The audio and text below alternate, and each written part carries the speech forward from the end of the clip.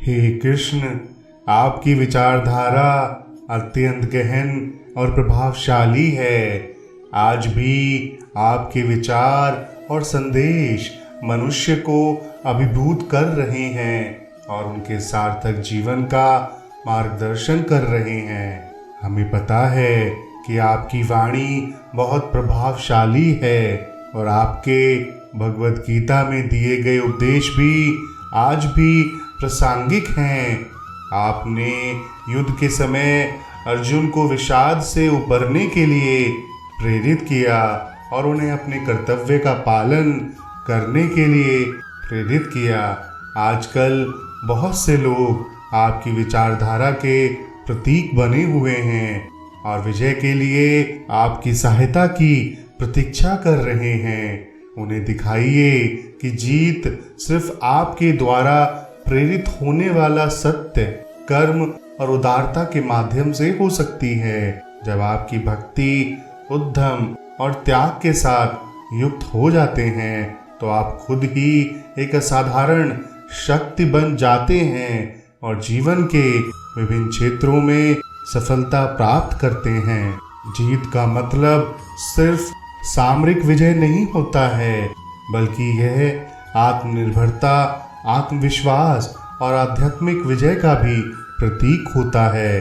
आपके विचार द्वारा प्रेरित लोग विपरीत परिस्थितियों में भी संघर्ष करते हुए आगे बढ़ सकते हैं और सच्ची जीत को प्राप्त कर सकते हैं। जीवन के रोग, संकट और कठिनाइयों से प्रभावित लोग आपके विचार और उपदेशों के माध्यम से सहायता प्राप्त कर सकते हैं और आपके द्वारा बताए गए मार्ग पर चलते हुए अवश्य ही समृद्धि और समाधान प्राप्त कर सकते हैं। इसीलिए जीत के लिए तत्पर लोगों को आपका संदेश समझाएं कि सच्ची विजय केवल आपकी मनोदशा, विचारों और कर्मों के माध्यम से होती है। यह विजय आध्यात्मिकता, सहानुभूति के जरिए हासिल की जा सकती है। आपके द्वारा प्रेरित लोगों को यह बताएं कि हार के इंतजार करने की बजाय वे अपने सकारात्मकता को आगे बढ़ाकर आपके संदेश के साथ जीत की ओर बढ़ सकते हैं। आपका उपदेश सिर्फ विजय के लिए ही नहीं है, बल्कि आत्मसात के लिए भी है। आपके विचार और उपदेश अनंत प्रेम, संयम, समय और सत्य के माध्यम से व्यक्ति को आत्मज्ञान की ओर ले जाते हैं। इसीलिए हम सभी को यह संदेश देना चाहिए कि सच्ची जीत और समृद्धि सिर्फ आपके भीतर ही नहीं होती है, बल्कि इसका निर्माण आपके कर्मों, चिंतन और आचरण से होता है। इसीलिए जीत के लिए इंतजार कर रहे लोगों को आपकी दिखाई सच्ची जीत उन्हें खुद ही मिल सकती है, जब वे आपके विचारों, मार्गदर्शन और प्रेरणा का पालन करेंगे। आपका संदेश हमेशा सत्य, समरसता और सद्भाव के माध्यम से जीवन में सफलता और शांति का साधन है। कई बार मन करता है कि हार मान लूं, लेकिन बाद में याद आता है कि अभी तो मुझे कई लोगों को गलत साबित करना है। जब भी तुम्हें लगे कि सब कुछ खत्म हो गया है और अब कोई रास्ता नहीं बचा है, तो याद रखना कि ये वही पल है जहां तुम्हारी जिंदगी का एक नया मोड़ आने वाला है। मेरी मंजिलें मेरे करीब हैं, इसका मुझे एहसास है। घमंड नहीं मुझे अपने इरादों पर, ये मेरी सोच और हौसलों का विश्वास है। अक्सर अकेलेपन से वही इंसान गुजरता है जो जिंदगी में सही फैसलों को चुनता है। ना किसी के अभाव में जियो, ना किसी के प्रभाव में जियो। ये जिंदगी है आपकी, आप अपने स्वभाव में जियो। कोई भरोसा तोड़े तो उसका भी धन्यवाद करें, क्योंकि वे लोग हमें सिखाते हैं कि भरोसा हमें बहुत सोच समझकर करना चाहिए। जिसके पास उम्मीद है वो लाख बार हार के भी हार नहीं सकता। हार से डर जाने से बेहतर है जीत की कोशिशों में मर जाना।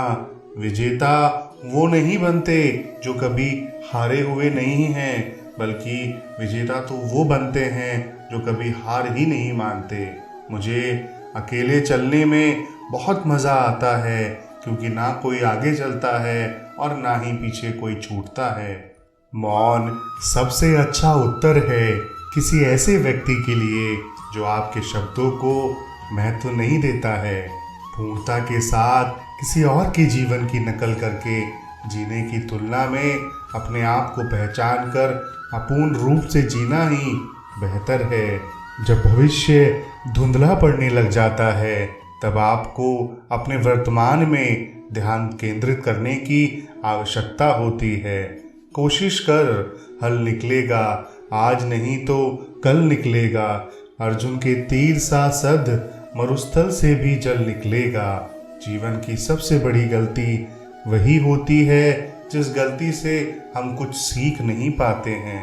मनुष्य की मानवता उसी वक्त नष्ट हो जाती है जब उसे दूसरों के दुख पर हंसी आने लगती है।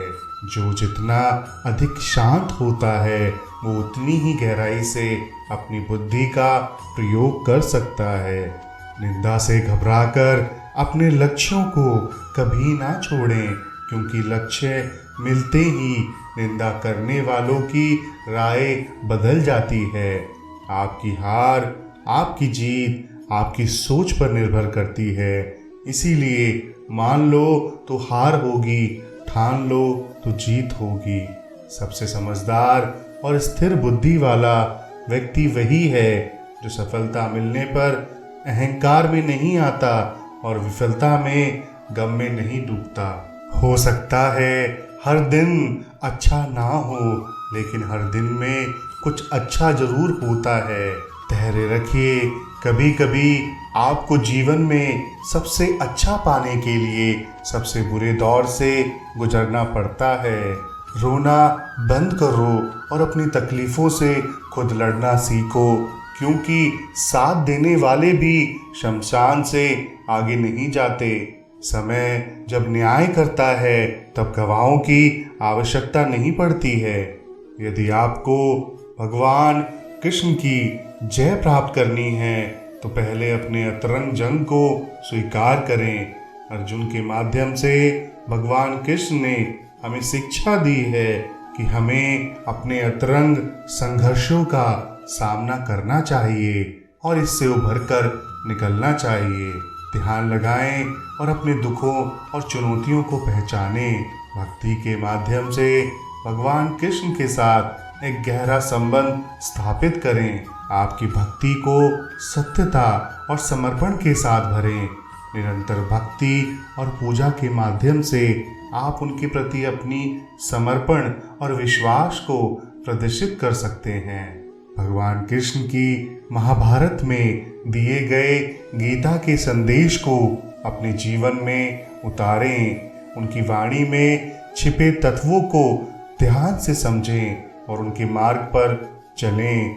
समर्थन, सहयोग और न्याय के साथ आप अपने लक्ष्यों को प्राप्त जरूर करेंगे। अपने जीवन को संगठित रखें और आत्मनिर्भर बने। आपकी नियमितता, आपकी संगठनशीलता और आत्मविश्वास आपको सफलता की ओर लेके जाएगी। आप विजय की प्राप्ति के लिए उन्हें धन्यवाद दे सकते हैं। जीत की दिशा में आगे बढ़ें, अपनी आस्था को मजबूत करें और आप जल्द ही भगवान कृष्ण के आशीर्वाद से जीत को प्राप्त करेंगे।